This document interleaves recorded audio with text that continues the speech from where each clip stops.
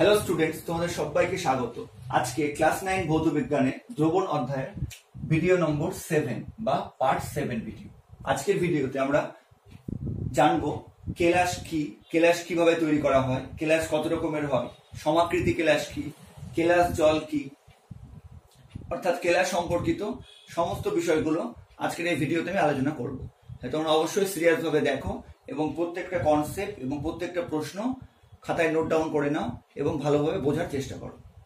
তো প্রথম প্রশ্ন হচ্ছে যে কেলাস কি, কেলাস কিভাবে আসলো, কেলাস কিসের ভাগ। তো দেখো, কেলাস মানে কঠিন পদার্থ, কিন্তু কঠিন পদার্থ হলে কিন্তু সেটা কেলাস হবে না। কঠিন পদার্থকে আমরা দুভাগে ভাগ করতে পারি। কি অনুযায়ী? কঠিন পদার্থগুলোর যে কণাগুলো দিয়ে গঠিত বা যে দানাগুলো দিয়ে গঠিত তাদের, বা আরো ভালো করে বললে কঠিন পদার্থগুলো যে অণুগুলো দিয়ে গঠিত তাদের বিন্যাসের শৃঙ্খলতা অনুযায়ী, মানে তারা কিভাবে বিন্যস্ত আছে সেই অনুযায়ী আমরা কঠিন পদার্থগুলোকে মূলত দুই ভাগে ভাগ করতে পারি। একটা হচ্ছে অনিয়তাকার কঠিন পদার্থ, একটা হচ্ছে নিয়তাকার কঠিন পদার্থ। তোমরা নিচু ক্লাস আশা করি পড়েছো। তো অনিয়তাকার কঠিন পদার্থ কি? আমরা জানি যে সমস্ত কঠিন পদার্থের এই যে নির্দিষ্ট জ্যামিতিক আকার ও গলনাঙ্ক থাকে না, মানে নির্দিষ্ট কোনো জ্যামিতিক আকারও থাকে না, না মানে ওটাকে আমরা কোনো জ্যামিতিক ভাবে কোনো আকারে সংজ্ঞায়িত করতে পারি না, মানে না ত্রিভুজ, না চতুর্ভুজ, না ঘনক, না পিরামিড, এরকম কোনো নির্দিষ্ট আকার থাকে না, এবং তাদের গলনাঙ্ক নির্দিষ্ট থাকে না, এবং যাদের গঠনকারী কণাগুলি বা অণুগুলি সুনির্দিষ্টভাবে সজ্জিত থাকে না। এক এক ক্ষেত্রে দেখা যাবে যে একই পদার্থের অণুগুলোর গঠন এক এক ক্ষেত্রে এক এক রকম, নির্দিষ্ট কোনো সুশৃঙ্খল ভাবে সজ্জিত থাকে না।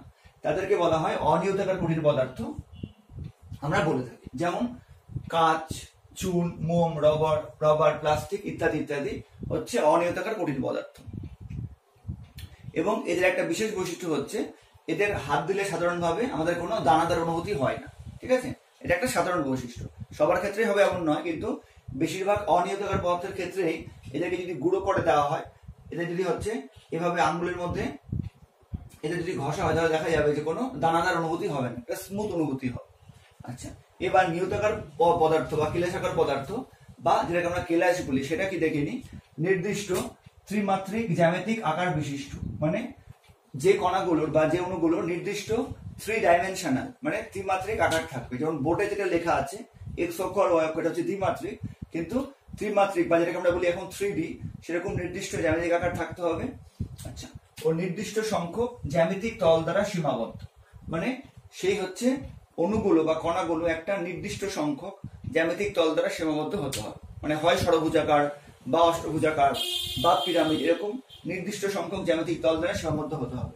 সেরকম সমসত্ব কঠিন পদার্থের দানাকে বা অণুকে বলা হয় কেলাস। সমসত্ব বলতে কি আমরা দ্রবণে একদম প্রথম অংশে পড়েছি যে বিভিন্ন পদার্থের গঠন ও ধর্ম একই হতে হবে। আচ্ছা, তো তার মানে নিয়তাকার পদার্থ কি? যে সমস্ত কঠিন পদার্থের নির্দিষ্ট ত্রিমাত্রিক জ্যামিতিক আকার আছে, আচ্ছা, যারা নির্দিষ্ট সংখ্যক জ্যামিতিক তল দ্বারা সীমাবদ্ধ এবং এদের কিন্তু গলনাঙ্ক নির্দিষ্ট থাকে, সেই সমস্ত কঠিন পদার্থের যে কণাগুলো বা দানাগুলো, সেই দানাগুলোকে কিন্তু বলা হচ্ছে কেলাস। ঠিক আছে, এরকম কঠিন পদার্থের দানাগুলো বা কণাগুলোকে বলা হচ্ছে কেলাস। আচ্ছা, আর যে পদার্থের দানাগুলি এরকম জ্যামিতিক আকারের হয় তাকে বলা হয় কেলাসিত পদার্থ। যেমন উদাহরণ কি বলবো? চিনি। চিনি হচ্ছে একটা কি ধরনের পদার্থ? চিনি হচ্ছে কেলাসিত পদার্থ। এবার চিনির যে একটা দানা, সেই দানাটাকে বলবো আমরা কেলাস। ঠিক আছে, পদার্থটা হচ্ছে কেলাসিত পদার্থ এবং সেই পদার্থের যে একটা দানা বা একটা কণা সেটা হচ্ছে কেলাস। যেমন লবণ একটা কেলাসিত পদার্থ, লবণের একটা ক্ষুদ্র ছোট্ট দানা, সেটাকে বলবো হচ্ছে কেলাস। ঠিক আছে, আচ্ছা, এবার কেলাস হচ্ছে কিন্তু কোনো কঠিন পদার্থের বিশুদ্ধতম রূপ। যে কোনো কঠিন পদার্থের বিশুদ্ধতম রূপ হচ্ছে কেলাস, কারণ কেলাস যখন প্রস্তুত করা হয় তখন কিন্তু বিশুদ্ধভাবে সেটা হচ্ছে বিন্যস্ত হয়ে গড়ে ওঠে। আচ্ছা, এবার কেলাসের যে হচ্ছে নির্দিষ্ট আকার, মানে কেলাসের আকারটা কেমন হবে সেটা কিন্তু কেলাস মধ্যস্থ পরমাণুগুলোর বিন্যাসের উপর নির্ভর করে, মানে পরমাণুগুলো কিভাবে সজ্জিত হয়ে আছে সুশৃঙ্খল ভাবে তার উপর ডিপেন্ড করে যে আকারটা কিরকম হবে। তো এই অনুযায়ী কেলাসের আকার কি বিভিন্ন রকম হতে পারে। যেমন কোনো কেলাসের আকার ত্রিভুজাকার হতে পারে, কোনো কেলাসের আকার হচ্ছে ষড়ভুজাকার হতে পারে, মানে 6টা তল বিশিষ্ট, কোনো কেলাসের আকার বলা হচ্ছে অষ্টতলাকৃতি হতে পারে। যেমন তোমরা ক্লাস 8-এ কার্বনের রূপ হতে পড়েছো যে হীরকের কেলাস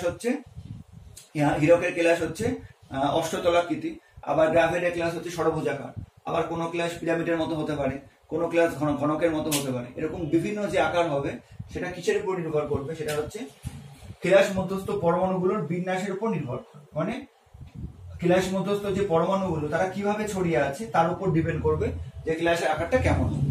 আচ্ছা, এবার কেলাসের যে আকারগুলো সেগুলো কিন্তু আমরা খালি চোখে দেখতে পারবো না, তার জন্য আমাকে অনুবীক্ষণ যন্ত্রে দেখতে হবে। যেমন আমি যদি লবণ বা NaCl এর একটা ক্ষুদ্র দানাকে দেখি তো আমার মনে হবে আয়তাকার বা কখনো মনে হবে চতুর্ভুজাকার, কিন্তু ওটাকে যদি আমি অনুবীক্ষণ যন্ত্রে দেখি তাহলে আমি বুঝতে পারবো যে তার কিন্তু নির্দিষ্ট জ্যামিতিক আকার আছে এবং সেটা হচ্ছে চিনির কেলাস কিন্তু অষ্টতলাকৃতি, 8টা তল বিশিষ্ট। কিন্তু ছোট্ট চিনির যে দানাকে বা ছোট্ট লবণের দানাকে হাতে নিলে কিন্তু আমরা সেটা উপলব্ধি করতে পারবো না। আমাকে অনুবীক্ষণ যন্ত্রের সাহায্যে দেখে বুঝতে হবে যে জ্যামিতিক আকারটা কিরকম। যেমন ছোট্ট যে একটা হচ্ছে লবণের দানা, তার কিন্তু অষ্টতল আকৃতি, সেটা কিন্তু 8টা তল দ্বারা গঠিত, কিন্তু আমি সাধারণভাবে খালি চোখে দেখলে সেটাকে উপলব্ধি করতে পারবো না। তো বর্তমানে প্রায় 300 বা এখন আরো বেশি বিভিন্ন রকমের কেলাস পাওয়া গেছে। প্রত্যেকটা কেলাসের কিন্তু আকার বিভিন্ন হবে। আচ্ছা, এবার দুটো বিভিন্ন কেলাসের আকার একই হতে পারে, অথবা আসছে। আচ্ছা, এবার একটা মিসকনসেপশন আছে যে শুধুমাত্র যদি জ্যামিতিক আকার থাকে তাহলে কি তাকে কেলাস বলতে পারবো। যেমন কাঁচ কিন্তু অনিয়তাকার পদার্থ। এবার কাঁচকে আমি এমন ভাবে কাটলাম যে ওকে আমি হচ্ছে হীরকের মতো অষ্টতলাকৃতি করে দিলাম বা একটা নির্দিষ্ট জ্যামিতিক আকৃতি বিশিষ্ট করে দিলাম, তাহলে কিন্তু একে কেলাস বলতে পারবো না। তার কারণ কেলাস হতে গেলে কি করতে হবে, তার হচ্ছে যে জ্যামিতিক আকারের সঙ্গে সঙ্গে গলনাঙ্ক নির্দিষ্ট থাকতে হবে, কিন্তু কাঁচের নির্দিষ্ট গলনাঙ্ক থাকে না। আচ্ছা, এবার আরেকটা জিনিস যে কোনো কেলাসকে যত ক্ষুদ্র অংশে ভাঙা হোক না কেন, যত ছোট অংশে ভাঙা হোক না কেন, তার আয়তনটা হয়তো ছোট হবে কিন্তু সেটা কিন্তু তার কিন্তু জ্যামিতিক আকারটা একই থাকবে। মানে যদি ওটা আগে অষ্টতলাকৃতি থাকে, 8টা তল দ্বারা গঠিত থাকে, ওই যে একটা ছোট্ট দানা আমি যদি ভেঙে দিই, আরো ক্ষুদ্র অংশে ভেঙে দিই, সেটাও কিন্তু 8টা তল দ্বারা গঠিত হবে। যেমন আমরা এক্ষেত্রে চুম্বকের সঙ্গে তুলনা করতে পারি। একটা চুম্বককে যেমন যত ক্ষুদ্র অংশে ভেঙে দেওয়া হোক না কেন, তার কিন্তু সবসময় উত্তর এবং দক্ষিণ এই দুটো মেরু থাকবে। তেমন কেলাসের বৈশিষ্ট্য হচ্ছে যে কোনো কেলাসকে আমি হচ্ছে খুবই ছোট অংশে ভেঙে দিতে পারি, তার ফলে তার আয়তনটা ছোট হয়ে যাবে বা কমে যাবে, কিন্তু তার কেলাসের যে নির্দিষ্ট জ্যামিতিক আকার সেটা কিন্তু একই থাকবে। সেই জন্য এটা কিন্তু অনেকের হয় মিসকনসেপশন, শুধুমাত্র জ্যামিতিক আকার থাকলেই যে কেলাস হবে তা নয়। যেমন কাঁচকে আমি যদি কেটে জ্যামিতিক আকার দিলেই তাকে কেলাস বলা যাবে না। ঠিক আছে, তো এটা হচ্ছে কেলাস সম্পর্কে একদম প্রাথমিক ধারণা। আশা করি কেলাস বলতে তোমাদের মনে একটা স্বচ্ছ ধারণা তৈরি হলো যে কেলাস হচ্ছে সাধারণত নিয়তাকার পদার্থকে আমরা যে দানা তাকে আমরা কেলাস বলে থাকি, আর সেই নিয়তাকার পদার্থকে আমরা বলে থাকি নিয়তাকার বা কেলাসিত পদার্থ। কেলাস বলতে আমরা বুঝবো কঠিন পদার্থের একটা কণা যার নির্দিষ্ট জ্যামিতিক আকার থাকবে এবং নির্দিষ্ট সংখ্যক জ্যামিতিক তল দ্বারা সেটা হচ্ছে বিন্যস্ত থাকবে। আচ্ছা, এবং সেই কেলাসকে ভেঙে যতই ছোট আকার করা হোক না কেন, সেই জ্যামিতিক আকার কিন্তু হচ্ছে একই রকম থাকবে। আর কি হবে, বিভিন্ন কেলাসের যে জ্যামিতিক আকার সেটা কিন্তু হচ্ছে কেলাসের মধ্যস্থ যে পরমাণুগুলো কিভাবে সজ্জিত আছে তার গঠনের উপর নির্ভর করে। ঠিক আছে, আশা করি তোমাদের কেলাস সম্পর্কে আইডিয়া ক্লিয়ার হয়েছে। এবার এখানে একটা টার্ম আছে সমাকৃতি কেলাস। সমাকৃতি কেলাস কি? সমাকৃতি কেলাস হচ্ছে যে দুটো বিভিন্ন পদার্থের কেলাসের যদি আকার একই রকম হয়, জ্যামিতিক আকার একই রকম হয়, তাকে বলা হয় সমাকৃতি কেলাস। মানে প্রত্যেকটা কেলাসের আকার তো নিজস্ব আছে, কিন্তু এমন হতেই পারে যে দুটো বিভিন্ন কেলাস তাদের জ্যামিতিক আকারটা একই রকম কিন্তু অন্যান্য বৈশিষ্ট্যগুলো আলাদা। ঠিক আছে, তাদের বলবো হচ্ছে সমাকৃতি কেলাস। সমাকৃতি কেলাস, আইডেন্টিক্যাল ক্রিস্টাল। সমাকৃতি কেলাস কি?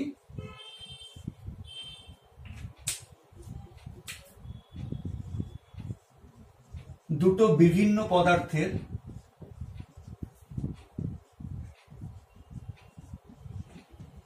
কেলাসের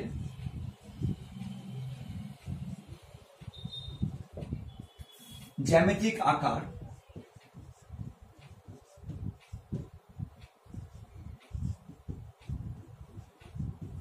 যদি একই রকম হয়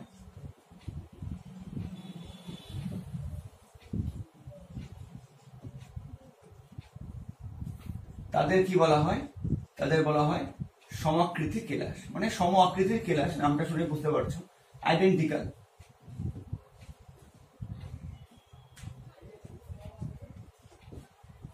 ঠিক আছে, কারণ সমাকৃতি কেলাস মানে হচ্ছে হচ্ছে দুটো বিভিন্ন পদার্থের কেলাস, কিন্তু যাদের জ্যামিতিক আকৃতিটা একই রকম। মানে যদি একটা অষ্টতলাকৃতি হয় তাহলে অন্যগুলো হচ্ছে অষ্টতলাকৃতি। এরকম কেলাসকে আমরা বলবো হচ্ছে সমাকৃতি কেলাস। যেমন এটা হচ্ছে কতগুলো উদাহরণ তোমরা জেনে রাখো, যদি এই নামগুলো পরে আমরা আবার পড়বো। যেমন হচ্ছে MgSO4 সেন্টার ডট 7H2O, এটাও পড়বো এই জলটাকে কি বলা হয়। তারপরে হচ্ছে FeSO4 সেন্টার ডট 7H2O। এছাড়া জিঙ্ক SO4 মানে zinc sulphate centre dot 7H2O। এরা প্রত্যেকে কিন্তু সমাকৃতি কেলাস। মানে এরা কিন্তু তিনটে বিভিন্ন পদার্থ, ম্যাগনেসিয়াম সালফেট, ফেরাস সালফেট আর হচ্ছে জিঙ্ক সালফেট, কিন্তু এদের কেলাসের যে আকৃতি বা আকার সেটা কিন্তু জ্যামিতিক আকারটা একই রকম। এই জন্য এরা হচ্ছে সমাকৃতি কেলাস। ঠিক আছে, এরাও জিনিসটা বুঝে রাখবে এবং একটা হচ্ছে দুটো উদাহরণ পড়ে রাখবে। এবার আমরা কেলাস কিভাবে প্রস্তুত করা হয় সে সম্পর্কে জানবো। এবার আমরা দেখে নিই যে কেলাস কিভাবে প্রস্তুত করা হয়। তো তার জন্য আমাকে জানতে হবে কেলাসন। কেলাসন কি? কেলাসন হচ্ছে কেলাস প্রস্তুত করার প্রক্রিয়া, অর্থাৎ খুব সহজ করে বললে কেলাস প্রস্তুত করার পদ্ধতিকে কেলাসন বলা হয়। মানে যে পদ্ধতির সাহায্যে আমরা কেলাস প্রস্তুত করব সেই পদ্ধতিকে আমরা বলতে পারবো কেলাসন। এবার যদি কেলাসনের সংজ্ঞা বলে তাহলে কি বলবো? তাহলে আমাকে আরেকটু ডিটেলসে বলতে হবে ব্যাপারটা। তো সংজ্ঞাটা আমরা এভাবে বলতে পারি যে পদ্ধতিতে কোনো কঠিন পদার্থের সম্পৃক্ত উষ্ণ দ্রবণকে শীতলীকরণের মাধ্যমে অথবা অসম্পৃক্ত দ্রবণের বাষ্পীভবন দ্বারা অথবা পদার্থটিকে ঊর্ধ্বপাতিত করে কেলাস প্রস্তুত করা হয়, সেই পদ্ধতিকে কেলাসন বলে। ঠিক আছে, তো বুঝতেই পারছো যে কেলাস প্রস্তুত করার অনেকগুলো পদ্ধতি আছে। তো তোমাদের সিলেবাসে মূলত প্রথম পদ্ধতিটা মানে সম্পৃক্ত উষ্ণ দ্রবণকে শীতলীকরণের মাধ্যমে কিভাবে কেলাস প্রস্তুত করা হয় সেটাই বলা আছে। তো সেজন্য এই পদ্ধতিটা কি, মানে সম্পৃক্ত উষ্ণ দ্রবণকে শীতলীকরণের মাধ্যমে আমরা কিভাবে কেলাস প্রস্তুত করতে পারি সেটা আমরা সহজ করে প্রথমে বুঝে নিই। তো আমাকে কি করতে হবে? প্রথমে মানে সম্পৃক্ত উষ্ণ দ্রবণকে শীতলীকরণের মাধ্যমে আমি যে কেলাস প্রস্তুত করব তার জন্য আমাকে কি করতে হবে? তার জন্য আমাকে কতগুলো স্টেপ করতে হবে। স্টেপ 1 হচ্ছে ঘরের উষ্ণতার চেয়ে বেশি উষ্ণতায়, ঘরের উষ্ণতার চেয়ে বেশি উষ্ণতায় প্রথমে কি করতে হবে? সম্পৃক্ত দ্রবণ তৈরি করতে হবে। কার সম্পৃক্ত দ্রবণ? যে পদার্থের আমরা কেলাস প্রস্তুত করতে যাচ্ছি সেই পদার্থেরই সম্পৃক্ত দ্রবণ তৈরি করতে হবে। ঠিক আছে, এটা আমরা অতিরিক্ত দ্রবণ পড়ার সময় পড়েছি। এবার স্টেপ 2 কি? স্টেপ 2 হচ্ছে এই যে আমরা হচ্ছে ঘরের উষ্ণতায় যে বেশি উষ্ণতায় সম্পৃক্ত দ্রবণ তৈরি করলাম। এবার কি করব? স্টেপ 2 এবার আমাকে কি করতে হবে? এবার দ্রবণটিকে ধীরে ধীরে শীতল করে কি করতে হবে? এবার দ্রবণটিকে ধীরে ধীরে শীতল করে কি করতে হবে? আবার আগের অবস্থায় নিয়ে আসতে হবে। আবার আগের অবস্থায় নিয়ে আসতে হবে।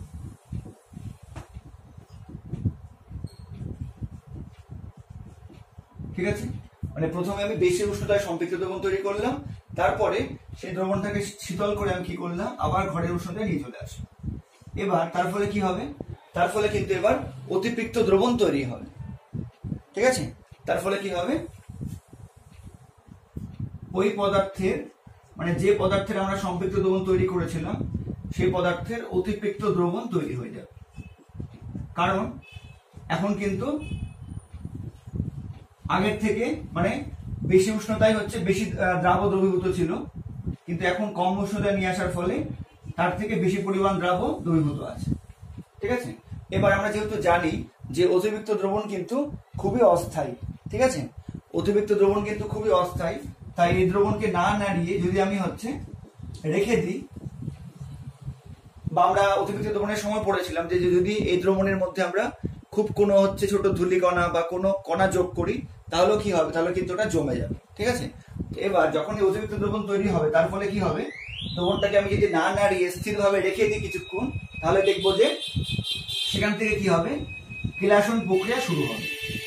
সেখান থেকে কিন্তু কেলাসন প্রক্রিয়া শুরু হবে এবং কি হবে, শেষ পর্যন্ত কেলাস তৈরি হবে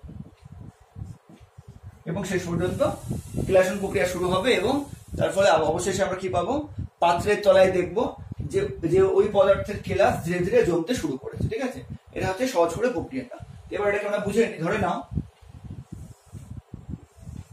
ধরে নাও আমার ঘরের উষ্ণতা 30 ডিগ্রি সেলসিয়াস। ঠিক আছে, আমার ঘরের উষ্ণতা 30 ডিগ্রি সেলসিয়াস। এবার আমি কি করলাম, এর থেকে বেশি উষ্ণতায়, মানে ধরো আমি ফুটন্ত জল নিলাম, এর মধ্যে আমি হচ্ছে ফুটন্ত জল নিলাম, এই বিকারের মধ্যে পরিষ্কার ফুটন্ত জল নিলাম যার উষ্ণতা কত, 100 ডিগ্রি সেলসিয়াস। তার মানে এটা হচ্ছে ঘরের উষ্ণতার চেয়ে বেশি উষ্ণতা। এবার এর মধ্যে ধরো আমি চিনি যোগ করলাম, তাহলে কি হবে, আমরা জানি চিনি কি হয়, উষ্ণতা বৃদ্ধি পেলে দ্রাব্যতা বৃদ্ধি পায়। তার ফলে 30 ডিগ্রি সেলসিয়াস উষ্ণতায় এই একই পরিমাণ জলের মধ্যে যতটা চিনি দ্রবীভূত হতে পারত, যেহেতু এখন আমি উষ্ণতা বাড়িয়ে দিয়েছি, উষ্ণতা বৃদ্ধি করে আমি 100 ডিগ্রি সেলসিয়াস করে দিয়েছি, এখন কিন্তু 100 ডিগ্রি সেলসিয়াস উষ্ণতায় অনেক বেশি পরিমাণ চিনি এই পরিমাণ জলের মধ্যে দ্রবীভূত হতে পারবে। ঠিক আছে, দিয়ে চিনি যোগ করে করে আমি কি করলাম, 100 ডিগ্রি সেলসিয়াস উষ্ণতার সম্পৃক্ত দ্রবণ তৈরি করলাম, যেটা স্টেপ 1 বলা আছে। এবার স্টেপ 2 তে আমি কি করব, এটাকে আমি হচ্ছে রেখে দিব। রাখলে কি হবে, আস্তে আস্তে ঠান্ডা হয়ে যাবে, তাপটা পরিবেশে বিকিরিত হয়ে যাবে। আস্তে আস্তে কি হবে, এক সময় এই জলের উষ্ণতা কত হয়ে যাবে, আবার ঘরের উষ্ণতায় মানে 30 ডিগ্রি সেলসিয়াস উষ্ণতায় চলে আসবে, আগের অবস্থায় চলে আসবে। এবার এখন কিন্তু এই দ্রবণটাকে অতিরিক্ত দ্রবণ বলবো, কারণ 100 ডিগ্রি সেলসিয়াস উষ্ণতায় যে জল ছিল সেটা কিন্তু বেশি পরিমাণ চিনি দ্রবীভূত করতে পেরেছিল, সম্পৃক্ত দ্রবণ তৈরি করেছিলাম। কিন্তু এখন যদি এটাকে ঠান্ডা করে আমি আগের উষ্ণতায় বা ঘরের উষ্ণতায় অর্থাৎ 30 ডিগ্রি সেলসিয়াস উষ্ণতায় নিয়ে চলে আসি, তাহলে 30 ডিগ্রি সেলসিয়াস উষ্ণতায় সর্বোচ্চ যতটা দ্রাব্য দ্রবীভূত থাকতে পারে বা চিনি দ্রবীভূত থাকতে পারে, এখন কিন্তু তার থেকে বেশি চিনি দ্রবীভূত আছে। তার কারণটা আশা করি বুঝতে পেরেছো, কারণ আমরা কিন্তু 100 ডিগ্রি উষ্ণতায় সম্পৃক্ত দ্রবণ তৈরি করেছি, যেটাকে ঠান্ডা করেছি। এবার সেই যে হচ্ছে 100 ডিগ্রি উষ্ণতায় কিন্তু 30 ডিগ্রি উষ্ণতার থেকে অনেক বেশি পরিমাণ চিনি দ্রবীভূত হয়েছিল। তার ফলে যখন এটাকে আমি ঠান্ডা করে আবার 30 ডিগ্রিতে নিয়ে আসছি, তো 30 ডিগ্রিতে যতটা দ্রাব্য বা চিনি দ্রবীভূত থাকতে পারে, এখন কিন্তু তার থেকে বেশি দ্রাব্য দ্রবীভূত আছে। সেই জন্য এটাকে আমি কি বলছি, অতিরিক্ত দ্রবণ। তার মানে উষ্ণ জল ব্যবহার করে বা উষ্ণতা হচ্ছে বেশি উষ্ণতায় আমি সম্পৃক্ত দ্রবণ তৈরি করে তাকে আবার আগের অবস্থায় বা ঠান্ডা করে আগের অবস্থায় নিয়ে আসলে কি হবে, অতিরিক্ত দ্রবণ তৈরি হবে। এবার অতিরিক্ত দ্রবণ তৈরি হলে তোমরা কি জানো, যে অতিরিক্ত দ্রবণ যখন তৈরি হবে তখন কিন্তু অতিরিক্ত দ্রবণ কিন্তু খুবই অস্থায়ী। এবার এই অতিরিক্ত অবস্থায় কিন্তু সম্পৃক্ত অবস্থার চেয়ে বেশি পরিমাণ দ্রাব্য দ্রবীভূত থাকে। তার ফলে কি হয়, কিছু পরিমাণ দ্রাব্য কি হবে, অভিকর্ষের প্রভাবে ভারী হয়ে নিচে থিতিয়ে পড়তে থাকবে আস্তে আস্তে, উপরের দ্রবণটা সম্পৃক্তই থাকবে। এবার এই যে কণাগুলো, এই কণাগুলো কি হবে, ধরো কণাগুলো এভাবে বিক্ষিপ্ত ভাবে ছড়িয়ে ছিল, তার অভিকর্ষের প্রভাবে নিচে আসছিল। এবার এই কণাগুলোর মধ্যে যে সংশক্তি বল কাজ করবে, ঠিক আছে, তার প্রভাবে কি হবে, এই কণাগুলো পরস্পরকে আকর্ষণ করবে এবং এই কণাগুলো একসঙ্গে যুক্ত হয়ে কি হবে, একটা বড় দানা গঠিত হবে। এই দানাটাকে আমরা কি বলবো, কেলাস। বোঝা গেল ব্যাপারটা? যেমন এক্ষেত্রে আমি চিনির কেলাস কি করে তৈরি হবে সেটা বোঝালাম। প্রথম আমাকে কি করতে হবে, আবার বলছি স্টেপ 1, ঘরের যত উষ্ণতা তার থেকে বেশি উষ্ণতায় আমাকে সম্পৃক্ত দ্রবণ তৈরি করতে হবে, বেশি উষ্ণতায় বেশি দ্রাব্য দ্রবীভূত হবে, যেমন এক্ষেত্রে চিনি দ্রবীভূত ছিল। এবার তাকে ঠান্ডা করে আবার আগের অবস্থায় আনলে কি হবে, সেটা কিন্তু একটা অতিরিক্ত দ্রবণ হয়ে যাবে, কারণ কম উষ্ণতায় হচ্ছে কম পরিমাণ দ্রাবক গ্রহণ করতে পারে, কিন্তু আমি কিন্তু বেশি উষ্ণতায় সম্পৃক্ত দ্রবণ তৈরি করেছি। তার ফলে কম উষ্ণতায় আনলেও ওই উষ্ণতায় মানে ঘরের উষ্ণতায় যতটা দ্রাবক দ্রবীভূত থাকা উচিত তার থেকে বেশি দ্রাবক দ্রবীভূত আছে, তার মানে সেটা অতিরিক্ত দ্রবণ হয়ে গেছে। এবার অতিরিক্ত দ্রবণ মানে কি, তার মধ্যে বেশি দ্রাবক দ্রবীভূত আছে। এবার কিছুক্ষণ রেখে দিলে কি হবে, সেই অতিরিক্ত দ্রাবকগুলো কি হবে, দ্রবণ থেকে পৃথক হয়ে পাত্রের তলায় বা বিকারের তলদেশে এভাবে থিতিয়ে পড়বে। এবার থিতিয়ে পড়ার সময় কি হবে, এই কণাগুলো বা অণুগুলো পরস্পরকে আকর্ষণ করবে সংশক্তি বলের দ্বারা, এবং তার ফলে তারা জমাট বেঁধে একটা হচ্ছে বড় দানা গঠন করবে, কঠিন বড় দানা গঠন করবে। এটাকে আমরা বলি হচ্ছে কেলাস। ঠিক আছে, তো এই হচ্ছে কেলাসের খুব সাধারণ প্রক্রিয়া। তো তোমরা পুরো বিষয়টাকে এই সহজ করে বোঝার চেষ্টা করো, যদিও আরো কতগুলো প্রক্রিয়া আছে কেলাস প্রস্তুত করার, কিন্তু তোমরা এই সহজ পদ্ধতিটাই মনে রাখো। তোমাদের সিলেবাসের মধ্যে এই পদ্ধতির সাহায্যে কেলাস প্রস্তুত করার উপায়টা বলা আছে। তো এবার আশা করি বুঝতে পেরেছো সহজ পদ্ধতিটা। এবার আমরা হচ্ছে তোমাদের সিলেবাসে যেটা আছে ফটকিরির কেলাস কিভাবে প্রস্তুত করা হয় সেটা দেখবো। এবার দেখে নিই যে জলীয় দ্রবণ থেকে কেলাসন প্রক্রিয়ার মাধ্যমে ফটকিরির কেলাস কিভাবে তৈরি করব। তো প্রথমে জানতে হবে ফটকিরি কি। তোমাদের অ্যাসিড ক্ষার লবণ অধ্যায়ে আমি তোমাদের যে লবণ অংশ আছে সেখানে আমি যুগ্ম লবণ পড়িয়েছিলাম, সেখানে এটা উদাহরণ দিয়েছিলাম যে ফটকিরি হচ্ছে একটা যুগ্ম লবণ। এর সংকেত তখন বলেছিলাম পটাশিয়াম সালফেট, অ্যালুমিনিয়াম সালফেট, 24 অণু জল, আর এগুলো হচ্ছে সেন্টার ডট বলে। এটাকে কেমিস্ট্রিতে সাধারণভাবে অ্যালাম বলা হয়। অ্যালাম বলতে আমরা ফটকিরিকে বুঝি, বা এটাকে পটাশ অ্যালামও বলা হয়। এবার পদ্ধতি দেখে নিই কিভাবে আমি হচ্ছে ফটকিরির কেলাস প্রস্তুত করব কেলাসন পদ্ধতির মাধ্যমে। দেখো প্রথমে কি করতে হবে, একটা শুষ্ক পরিষ্কার বিকারের মধ্যে কিছুটা পরিষ্কার গরম জল নেওয়া হলো। গরম জল কেন নেওয়া হলো, কারণ যেটা আমি আগে বললাম যে ঘরের উষ্ণতার চেয়ে বেশি উষ্ণতায় আমি কি করব, সম্পৃক্ত দ্রবণ তৈরি করব, সেই জন্য গরম জল নেওয়া হলো। এবার ওই বিকারের জলে আমি কি করলাম, ক্রমাগত ফটকিরি যোগ করতে থাকলাম এবং ক্রমাগত কাঁচদণ্ড দিয়ে আমি নাড়তে থাকলাম। মানে অল্প অল্প করে ফটকিরি যোগ করছি আর কাঁচদণ্ড দিয়ে আমি হচ্ছে নাড়িয়ে দিচ্ছি যাতে ভালো করে দ্রবীভূত হয়ে যায়। এরকম প্রসেস আমি কিছুক্ষণ ধরে চালিয়ে গেলাম। এবার এইভাবে চালাতে চালাতে এক সময় দেখা যাবে যে ফটকিরি আর দ্রবীভূত হচ্ছে না এবং বাড়তি ফটকিরি বিকারের তলায় জমে যাচ্ছে। তার মানে ফটকিরি আর দ্রবীভূত হচ্ছে না। তার মানে আমি কি করেছি, এই গরম জল আর ফটকিরির একটা সম্পৃক্ত দ্রবণ আমি তৈরি করতে পেরেছি বেশি উষ্ণতা। ঠিক আছে, এবার যেমন আগের পদ্ধতিতে বললাম, এবার কি করব, একটা ফিল্টার পেপারের সাহায্যে যে সমস্ত ফটকিরি দ্রবীভূত হলো না, ঠিক আছে, কারণ যেহেতু আর দ্রবীভূত হচ্ছে না, সেগুলো কোথায় যাবে, সেগুলো বিকারের তলদেশে হচ্ছে থিতিয়ে পড়বে। এবার আমি কি করবো, একটা ফিল্টার পেপারের সাহায্যে যে সমস্ত ফটকিরি দ্রবীভূত হলো না তাদেরকে আমি আলাদা করে দেবো এবং শুধুমাত্র উপরের স্বচ্ছ দ্রবণটিকে কি করব, অন্য একটা বিকারে সংগ্রহ করলাম। এবার ওই বিকারের হচ্ছে মুখটাকে আমি একটা হালকা কাগজ দিয়ে বা কাপড় দিয়ে ভালো মতো ঢেকে দিলাম যাতে ওর মধ্যে কোনো ধূলিকণা না পড়ে, এবং এই অবস্থায় বিকারটাকে আমি স্থিরভাবে 1 থেকে 2 দিন রেখে দিলাম। এবার এই 1-2 দিন পর যখন আমি বিকারের ঢাকনা খুলবো তখন আমি দেখবো যে বিকারের তলায় ফটকিরির অনেক ছোট ছোট কেলাস জমা হয়েছে। মানে ফটকিরির হচ্ছে কেলাসন প্রক্রিয়ার মধ্যে কেলাস জমা হয়েছে। এবার ফিল্টার পেপারের সাহায্যে আমি কেলাসগুলোকে পৃথক করে দেবো। তার মানে এই প্রসেসটা আমি একটু আগে যেটা বললাম যে কিভাবে সাধারণভাবে আমি কেলাস তৈরি করতে পারি, সেটাই পদ্ধতি।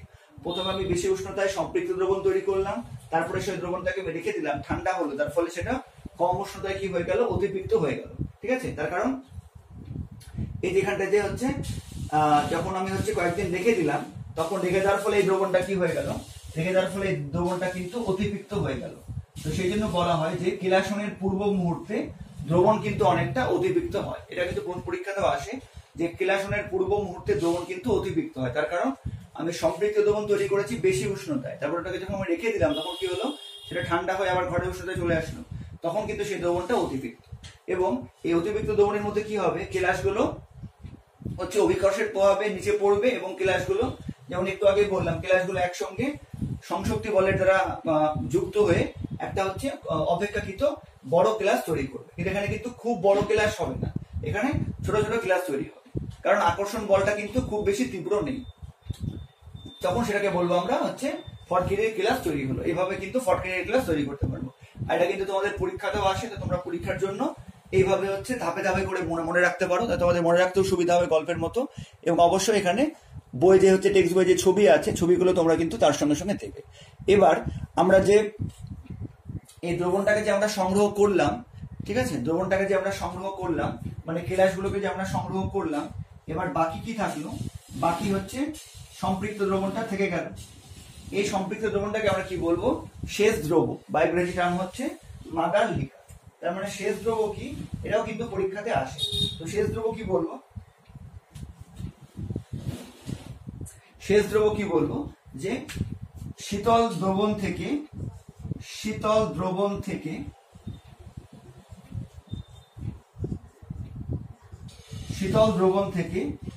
কেলাস পৃথক করার পর আমরা যে শেষ স্টেপে শীতল দ্রবণ ছিল 1-2 দিন রেখে দেওয়ার পর, সেখান থেকে আমরা কি করলাম, ফিল্টার পেপারের সাহায্যে কেলাসগুলোকে পৃথক করলাম। তো সেই কেলাসগুলো পৃথক করার পর বিকারে যে স্বচ্ছ সম্পৃক্ত দ্রবণ পড়ে থাকে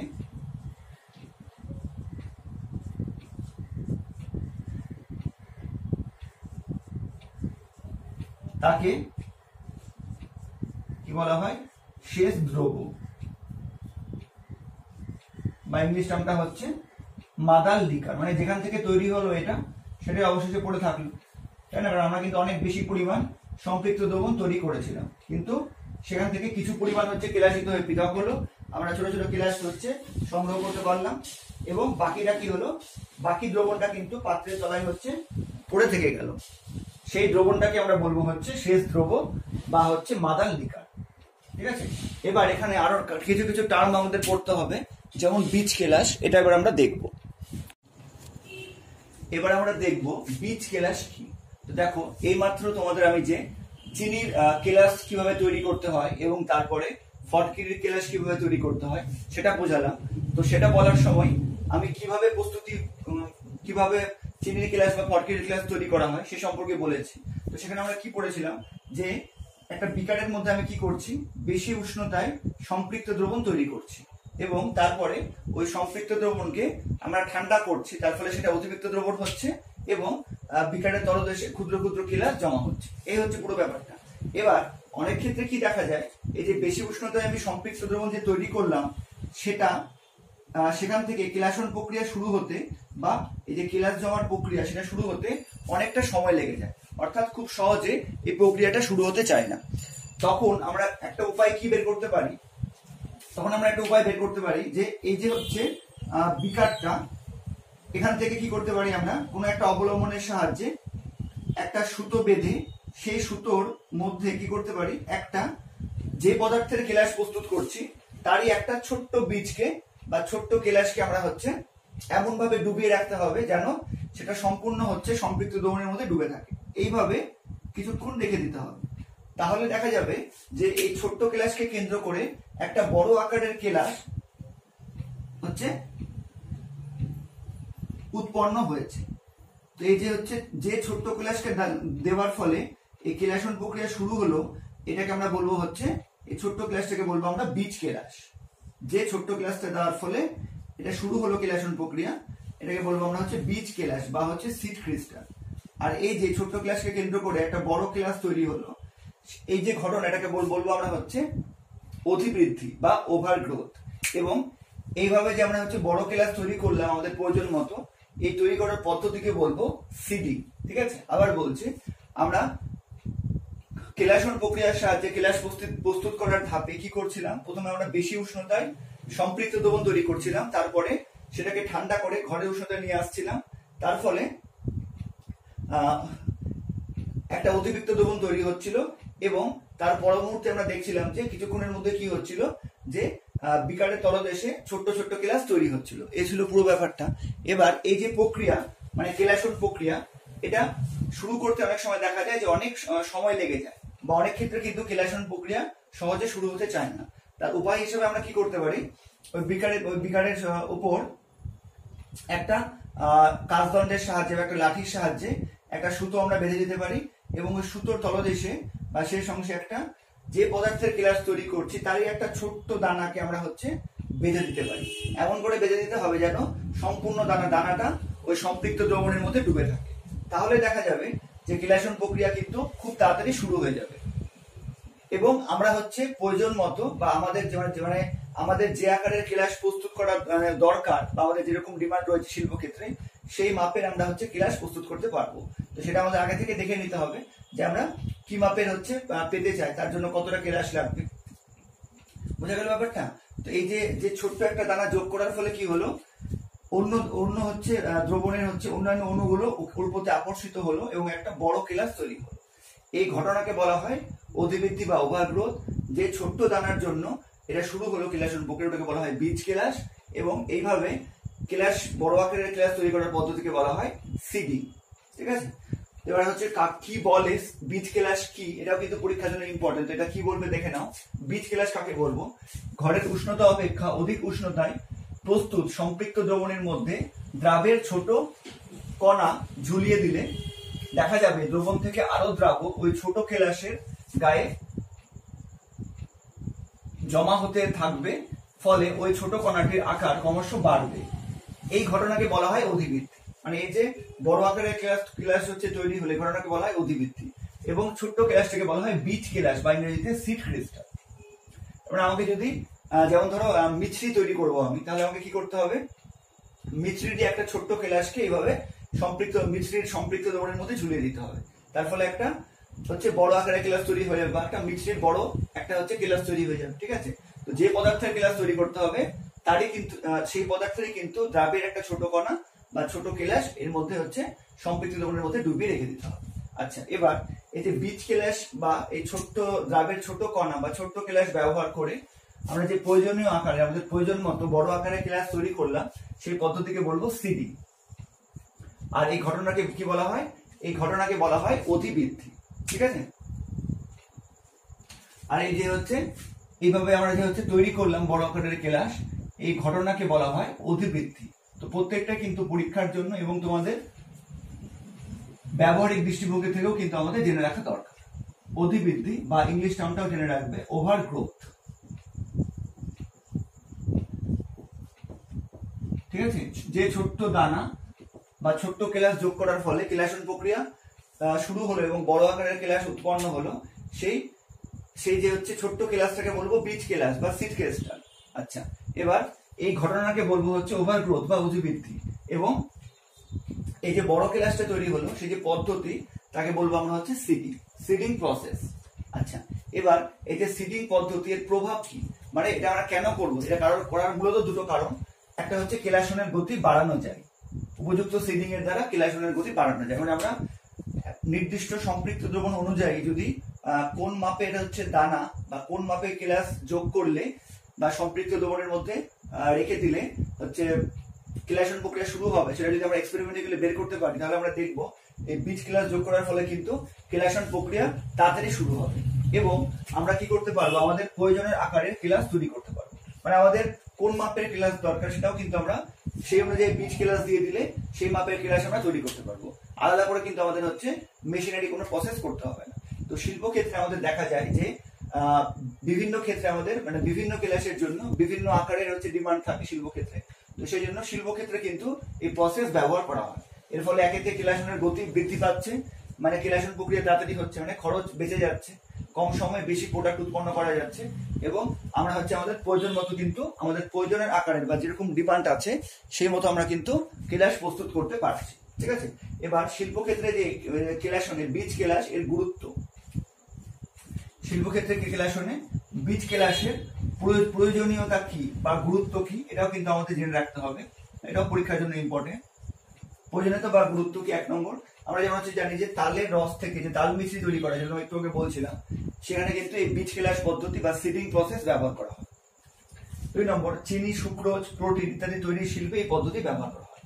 চিনি তৈরি করার সময় প্রথমে বড় আকারের কেলাস তৈরি করা হয়, তার জন্য হচ্ছে বীজ কেলাস ব্যবহার করা হয়, তারপরে সেটাকে মেশিনারি ওয়েতে হচ্ছে যেরকম হচ্ছে মাপের দরকার সেই মাপের হচ্ছে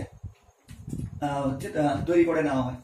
আচ্ছা, এবার হচ্ছে বক্সাইট থেকে বিশুদ্ধ অ্যালুমিনিয়াম হচ্ছে প্রস্তুত করার সময় অ্যালুমিনিয়াম হাইড্রোক্সাইডকে বীজ কেলাস হিসেবে ব্যবহার করা হয়। অ্যালুমিনিয়াম বলতে অ্যালুমিনিয়াম অক্সাইড, এটা হচ্ছে প্রলেপ দেওয়া হয়, তার জন্য অ্যালুমিনিয়াম হাইড্রোক্সাইডকে বীজ কেলাস হিসেবে ব্যবহার করা হয়। এছাড়া সিলিকনের বীজ কেলাস, সিলিকন কিন্তু অর্ধপরিবাহী, তো সিলিকনের বীজ কেলাস কিন্তু আইসি বা ইন্টিগ্রেটেড সার্কিট তৈরিতে ব্যবহৃত হয়। মানে আমরা যে কোনো কম্পিউটার হোক, ল্যাপটপ হোক, যে কোনো হচ্ছে ডিভাইসে আমরা যে সার্কিট দেখি বা সার্কিট থাকে তাকে আমরা ইন্টিগ্রেটেড সার্কিট বলি বা আইসি সার্কিট বলি। তো অনেকে হয়তো শুনে থাকবে। তো সেই সার্কিটে কিন্তু সিলিকন ব্যবহার করা হয় অর্ধপরিবাহী হিসেবে। তো সিলিকনের কিন্তু সেখানে বীজ কেলাস ব্যবহার করা হয়। এছাড়া বিভিন্ন যে কৃত্রিম হিরে বা বিভিন্ন হচ্ছে রত্নখচিত পাথর, এগুলো প্রস্তুত করার জন্য কিন্তু বীজ কেলাস ব্যবহার করা হয়। তারপরে সেগুলোকে পালিশ করে নিয়ে নির্দিষ্ট মাপের করা হয়। তো বুঝতেই পারছো শিল্পক্ষেত্রে কিন্তু বীজ কেলাসের গুরুত্বটা খুবই হচ্ছে বেশি।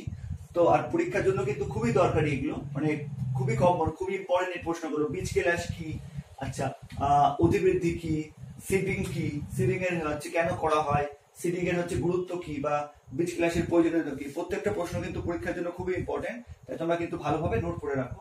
এবার আমরা কেলাস জল সম্পর্কে পড়বো এবং বিশেষ কতগুলো কেলাস সম্পর্কে জানবো।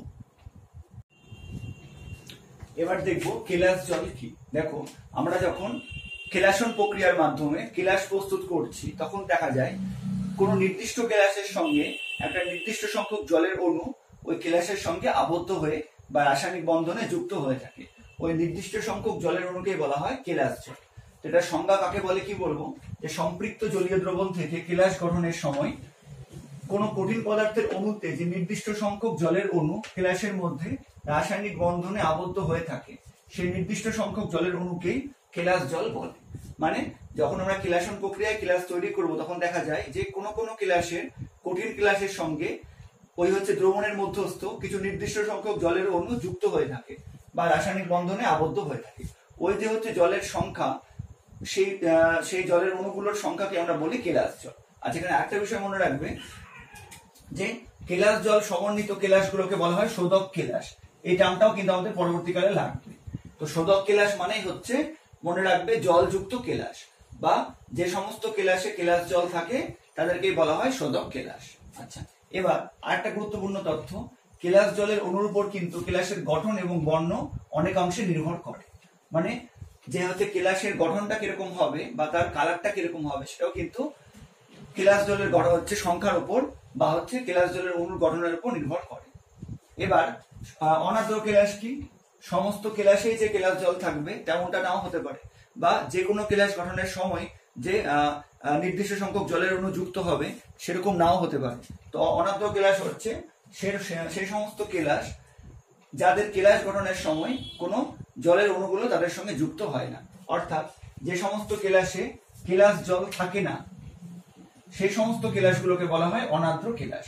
মানে অনার্দ্র কেলাস বলতে জলবিহীন কেলাস বা কেলাস জলবিহীন কেলাস গুলোকে বলা হয় অনার্দ্র কেলাস। ঠিক আছে, এবার বিশেষ কতকগুলো শোধক কেলাসের নাম আমি লিখে দিয়েছি, এগুলো তোমরা অবশ্যই খাতায় নোট করে নেবে, কারণ এগুলো শুধুমাত্র ক্লাস 9 এর পরীক্ষার জন্য না, পরবর্তী ক্ষেত্রে কিন্তু তোমাদের এই সংকেতগুলো হচ্ছে দরকার হবে। ঠিক আছে, প্রথমে হচ্ছে হোয়াইট ভিট্রিয়ল, জিঙ্ক সালফেট, এটার উচ্চারণ কি করবে? Centre dot 7H2, ZnSO4 centre dot 7H2, কমা দিলেও হবে, কিন্তু এখন বর্তমানে আর কমা ব্যবহার করা হয় না, কমা দিলেও ভুল কিছু নয়। এবার green vitriol, FeSO4 centre dot 7H2, alarm, এটা হচ্ছে আজকে চ্যাপ্টারে পড়েছি, আজকে ভিডিওতে আমরা পড়েছি potassium sulphate, aluminium sulphate centre dot 24 Chrome alarm, Chrome alarm মানে হচ্ছে অ্যালুমিনিয়ামের বদলে শুধু ক্রোমিয়াম চলে আসবে, এই জন্য নামটা হচ্ছে ক্রোম অ্যালাম।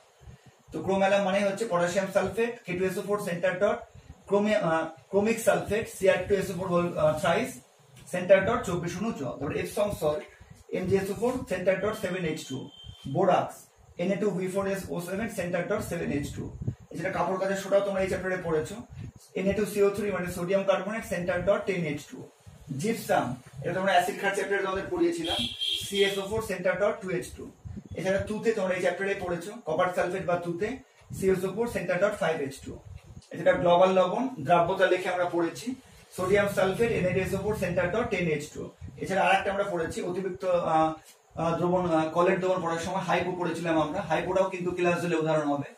হাইপোর অতি সংকেত কি ছিল? Sodium thiosulphate N2S2O3 centre dot 5H2, এটাও কিন্তু 11 নম্বরে লিখে রাখবে। ঠিক আছে, এবার অনার্দ্র কেলাস, অনার্দ্র কেলাস কিন্তু অসংখ্য হয়, শোধক কেলাস অসংখ্য হয়, কতগুলো বিশেষ নাম লিখেছি যেগুলো আমাদের দরকার হয়। অনার্দ্র কেলাসও কিন্তু অসংখ্য হতে পারে, sodium chloride, potassium chloride, potassium chlorate KClO3, sodium nitrate NaNO3, potassium nitrate KNO3, potassium chloride তো বললাম, ammonium chloride NH4Cl, ammonium nitrate NH4NO3, potassium nitrate KNO3, potassium permanganate KMNO4, potassium dichromate K2Cr2O7, চিনি C12H2O11, এগুলো কিন্তু কেলাস, কিন্তু এই সমস্ত কেলাস গঠনের সময় কোনো হচ্ছে জলের অণু এদের সঙ্গে রাসায়নিক বন্ধনে আবদ্ধ হয় না, তাই এটা কেলাস হলেও কিন্তু এরা হচ্ছে অনার্দ্র কেলাস। এগুলো কিন্তু আলাদা করে উদাহরণও আসে, এবং এই প্রতিটা নামই তোমাদের জেনে রাখা দরকার, বিশেষ করে সংকেতগুলো কিন্তু পরীক্ষার জন্য এবং পরবর্তী ক্ষেত্রে খুবই ইম্পর্টেন্ট। আর কেলাস জলের ব্যাপারটা আসলে বুঝতে পেরেছো। এবার আমরা দুটো বিশেষ বিষয় সম্পর্কে জানবো, যেটা যদিও তোমাদের সিলেবাসে নেই, কিন্তু আমাদের পরবর্তী ক্লাস 10 বা আরো পরবর্তী ক্ষেত্রে খুবই ইম্পর্টেন্ট। এবার এই ভিডিওর শেষ অংশে আমরা কেলাস সম্পর্কিত বিশেষ কিছু পদার্থ সম্পর্কে জানবো। প্রথমেই বলে রাখি, এগুলো কিন্তু তোমাদের সিলেবাসে না থাকলেও পরবর্তী ক্লাসের জন্য কিন্তু এই নামগুলো বা এক্সাম্পল গুলো খুবই ইম্পর্টেন্ট, তাই অবশ্যই তোমরা কিন্তু এই কয়েকটা জিনিস অবশ্যই পড়ে নেবে এবং খাতায় নোট করে নেবে। খুব সহজ, দেখো প্রথমে হচ্ছে উত্তাগী কেলাস বা পদার্থ। আগে বলে নিই তারপরে বুঝিয়ে দিচ্ছি।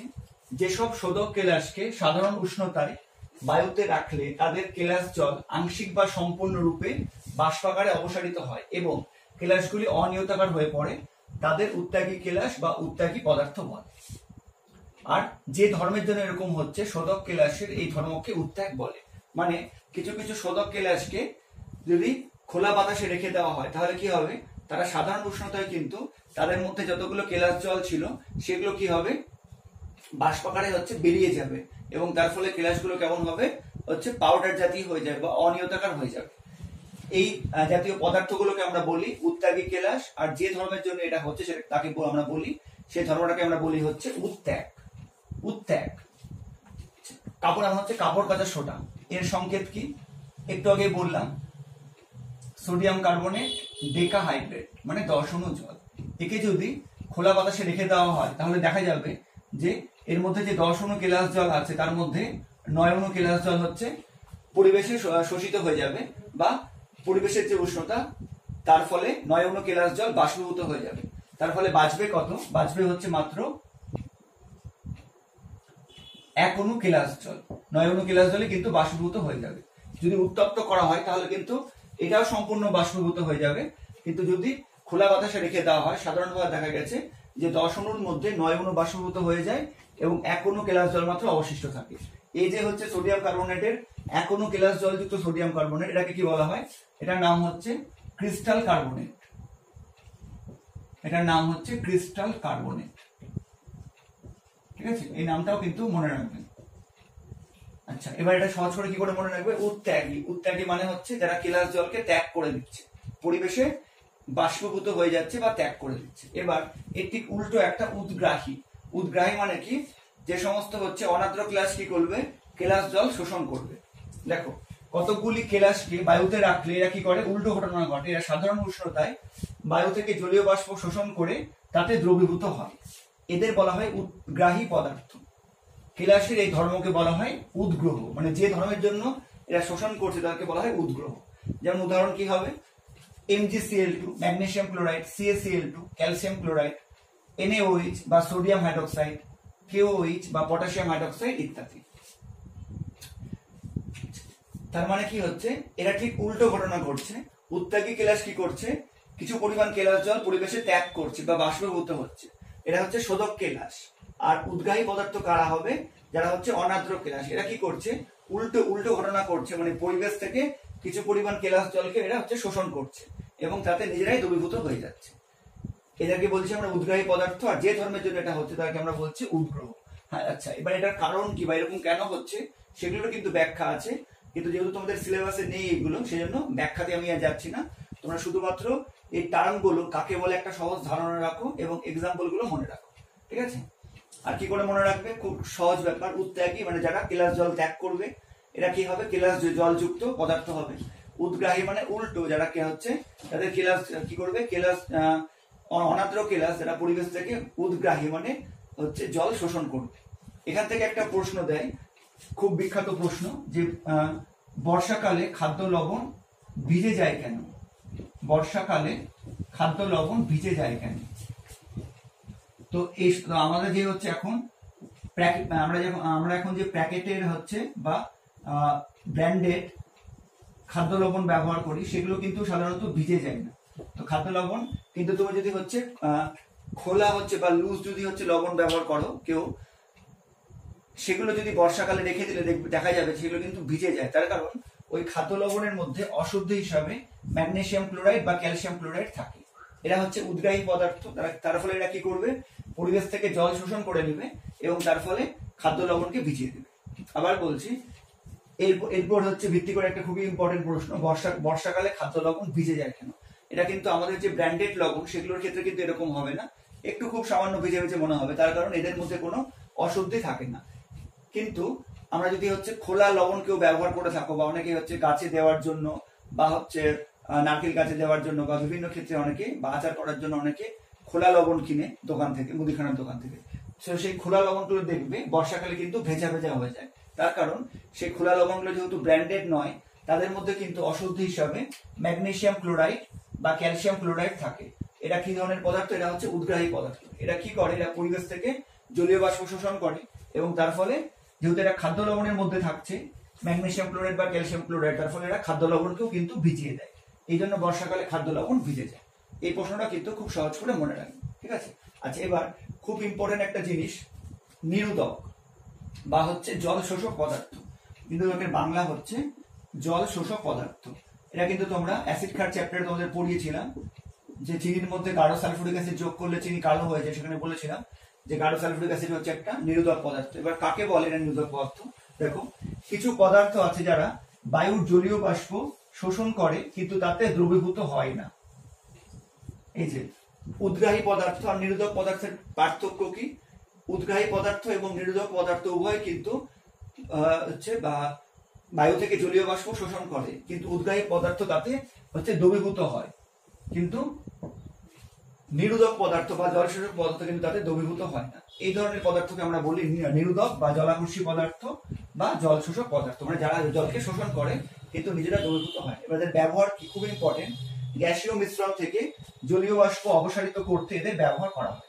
যেমন তোমরা কিন্তু ক্লাস 10-এ হচ্ছে তিনটে পদার্থের তিনটে গ্যাস প্রস্তুতি পড়বে, সেক্ষেত্রে কিন্তু আমরা এই টার্মটা ইউজ করবো, জল শোষক পদার্থ কি, এবং সেখানে কিন্তু এই উদাহরণগুলো তোমাদের লাগবে। তো সেই জন্য এখনই কিন্তু এগুলো হচ্ছে নোট করে রাখো, যাতে পরে তোমাদের আর কোনো সমস্যা না হয়। এক্সাম্পল গুলো কিন্তু মোস্ট ইম্পর্টেন্ট, অনার্দ্র ক্যালসিয়াম ক্লোরাইড CaCl2, বা অনার্দ্র সোডিয়াম সালফেট NaSO4, বা অনার্দ্র ম্যাগনেসিয়াম সালফেট MgSO4, বা গাঢ় সালফুরিক অ্যাসিড যেটা প্রথমেই বললাম। এছাড়া ফসফরাস পেন্টাক্সাইড P2O5 এবং পোড়াচুন CaO, এগুলো হচ্ছে কতগুলো পরীক্ষাগারে কমন ব্যবহৃত কতগুলো নিরোধক পদার্থ। এগুলো কিন্তু তোমাদের পরবর্তী ক্লাসে লাগবেই। তাই জন্য তোমরা কিন্তু এগুলো এরকম একটা নোট বানিয়ে নাও, বা এটা হচ্ছে স্ক্রিনশট নিয়ে নাও, এবং এগুলো কিন্তু নোট করে রাখো, এবং উদাহরণগুলো কিন্তু খুবই ইম্পর্টেন্ট। ঠিক আছে। উত্তাকি কেলাস বা পদার্থ, উদ্গ্রাহী পদার্থ এবং নিরোধক পদার্থ বা জল শোষক পদার্থ, ড্রাইং এজেন্ট, এদের এক্সাম্পল গুলো এবং এদের সম্বন্ধে একটা সাধারণ ধারণা যেন তোমাদের থাকে। ঠিক আছে। তো আজকের ভিডিও এখানে শেষ করছি। এরপরের ভিডিওতে আমরা দ্রবণের শক্তি মাত্রা সম্পর্কে জানবো এবং সমস্ত অঙ্কগুলো হচ্ছে আমরা দেখবো। ঠিক আছে।